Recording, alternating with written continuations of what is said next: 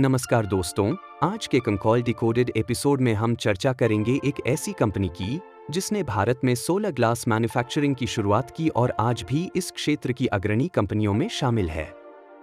यह कंपनी है Borosil renewables limited. यदि आपने अब तक बोरोसिल रिन्यूएबल्स को केवल सोलर ग्लास बनाने वाली कंपनी के रूप में देखा है, तो Q4 FY26 की मैनेजमेंट कॉन्फ्रेंस कॉल आपको एक अलग तस्वीर दिखाती है। मैनेजमेंट अब केवल ग्लास बेचने की बात नहीं कर रही, बल्कि भारत की पूरी सोलर मैन्युफैक्चरिंग वैल्यू चेन में अपनी भूमिका को और मजबूत करने की दिशा में आगे बढ़ रही है। यही इस पूरी निवेश कहानी का सबसे महत्वपूर्ण बिंदु है। FY26 कंपनी के लिए अब तक का सर्वश्रेष्ठ वर्ष रहा। स्टैंडअलोन रेवेन्यू लगभग 1535 करोड़ रुपए रही, जो पिछले वर्ष की तुलना में लगभग 38% अधिक है। ऑपरेशनल EBITDA लगभग 492 करोड़ रुपए रही और EBITDA मार्जिन लगभग 32% तक पहुंच गई। प्रॉफिट बिफोर टैक्स में भी उल्लेखनीय वृद्धि दर्ज हुई। केवल Q4 में रेवेन्यू लगभग 438 करोड़ रुपए रही और EBITDA मार्जिन लगभग 33% रही। मैनेजमेंट ने स्पष्ट किया कि बेहतर सेलिंग प्राइसेस, मजबूत डोमेस्टिक डिमांड और कॉस्ट एफिशिएंसीज ने इस प्रदर्शन में महत्वपूर्ण योगदान दिया। लेकिन इस कंकॉल की सबसे महत्वपूर्ण चर्चा क्वार्टरली रिजल्ट्स नहीं थी। सबसे बड़ी कहानी है 950 करोड़ रुपए का एक्सपेंशन प्लान। मैनेजमेंट ने 2 नई सोलर ग्लास फर्नेसेस अर्थात SG4 और SG5 लगाने की घोषणा की है। प्रत्येक फर्नेस की क्षमता 300 TPD होगी। दोनों मिलाकर कुल 600 TPD की अतिरिक्त क्षमता जुड़ेगी। इसके बाद कंपनी की कुल नियोजित क्षमता लगभग 1600 TPD यानी लगभग 10.5 GW सोलर ग्लास कैपेसिटी तक पहुंच जाएगी।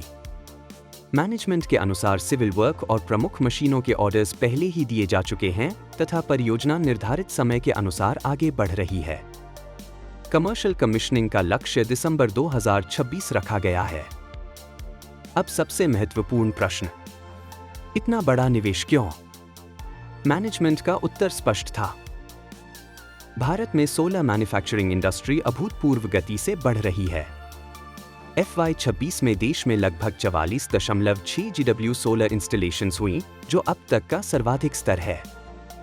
वर्तमान में सोलर मॉड्यूल मैन्युफैक्चरिंग कैपेसिटी लगभग 193 GW तक पहुंच चुकी है और अगले कुछ वर्षों में यह 250 GW से अधिक होने की संभावना है। मैनेजमेंट का मानना है कि इतनी बड़ी मॉड्यूल मैन्युफैक्चरिंग कैपेसिटी को सोलर ग्लास की भी भारी आवश्यकता होगी। यही कारण है कि एक्सपेंशन का निर्णय लिया गया है। दूसरा बड़ा ग्रोथ ड्राइवर है गवर्नमेंट पॉलिसी सपोर्ट। मैनेजमेंट ने विशेष रूप से एंटी डंपिंग ड्यूटी का उल्लेख किया। दिसंबर 2024 से चीन और वियतनाम से आने वाले सोलर ग्लास पर एंटी डंपिंग ड्यूटी लागू होने के बाद डोमेस्टिक सेलिंग प्राइसेस में उल्लेखनीय सुधार हुआ। इसी के कारण FY26 में कंपनी की एवरेज रियलाइजेशन लगभग 146 रुपए 70 पैसे प्रति मिमी तक पहुंची। इसके अतिरिक्त मलेशिया से आयात पर काउंटरवेलिंग ड्यूटी को आगे बढ़ाने की भी सिफारिश की गई है। मैनेजमेंट का मानना है कि इससे भारतीय निर्माताओं को इंपोर्ट सब्स्टिट्यूशन का अवसर मिलेगा। तीसरा ग्रोथ ड्राइवर है ALMM2 और ALMM3।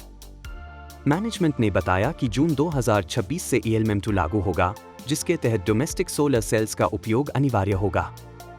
इसके बाद ALMM3 के माध्यम से इनगॉट और वेफर भी डोमेस्टिक मैन्युफैक्चरिंग से जुड़े जाएंगे। मैनेजमेंट का विश्वास है कि इससे भारत में पूर्ण सोलर मैन्युफैक्चरिंग इकोसिस्टम विकसित होगा और सोलर ग्लास की मांग लगातार बढ़ती रहेगी। चौथा ग्रोथ ड्राइवर है rooftop solar business. Conference call में मैनेजमेंट ने एक नई रणनीति का खुलासा किया।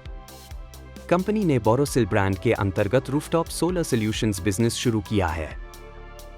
प्रारंभिक चरण में सोलर मॉड्यूल्स, इन्वर्टर्स और बैटरीज प्रतिष्ठित कंपनियों से लेकर बोरोसिल ब्रांड के तहत ग्राहकों को उपलब्ध कराए जाएंगे। मैनेजमेंट ने पहले वर्ष के लिए लगभग 75 करोड़ रुपए सेल्स का प्रारंभिक लक्ष्य बताया है। महत्वपूर्ण बात यह है कि इस व्यवसाय के लिए फिलहाल बड़े कैपिटल एक्सपेंडिचर की आवश्यकता नहीं है। अब अवसरों की बात करें। पहला अवसर भारत की रिन्यूएबल एनर्जी ग्रोथ है। सरकार ने रिन्यूएबल कैपेसिटी और सोलर इंस्टॉलेशंस के लिए महत्वाकांक्षी लक्ष्य निर्धारित किए हैं। दूसरा अवसर डोमेस्टिक मैन्युफैक्चरिंग पॉलिसीज हैं। एंटी डंपिंग ड्यूटी, ALMM2 और ALMM3 जैसी नीतियां इंपोर्ट डिपेंडेंस कम कर सकती हैं। तीसरा अवसर SG4 और SG5 एक्सपेंशन है। नई क्षमता से वॉल्यूम ग्रोथ और ऑपरेटिंग लेवरेज दोनों बढ़ सकते हैं। चौथा अवसर रूफटॉप सोलर मार्केट है। PM सूर्या घर योजना और कमर्शियल रूफटॉप सेगमेंट आने वाले वर्षों में नए अवसर प्रदान कर सकते हैं। लेकिन हर ग्रोथ स्टोरी के साथ कुछ जोखिम भी होते हैं। पहला जोखिम फ्यूल प्राइसेस का है। मैनेजमेंट ने बताया कि वेस्ट एशिया संकट के कारण इंपोर्टेड LNG की कीमतें बढ़ी हैं। हालांकि अब तक कंपनी ने फ्यूल सरचार्ज और कॉस्ट एफिशिएंसीज के माध्यम से इसका प्रभाव नियंत्रित रखा है। दूसरा जोखिम एक्सपेंशन एग्जीक्यूशन का है। 950 करोड़ रुपए की परियोजना समय पर पूरी होना और नई क्षमता का सफल रैंप अप महत्वपूर्ण रहेगा। तीसरा जोखिम पॉलिसी रिस्क है। वर्तमान लाभ का एक हिस्सा गवर्नमेंट प्रोटेक्शन मेजर्स से भी जुड़ा है।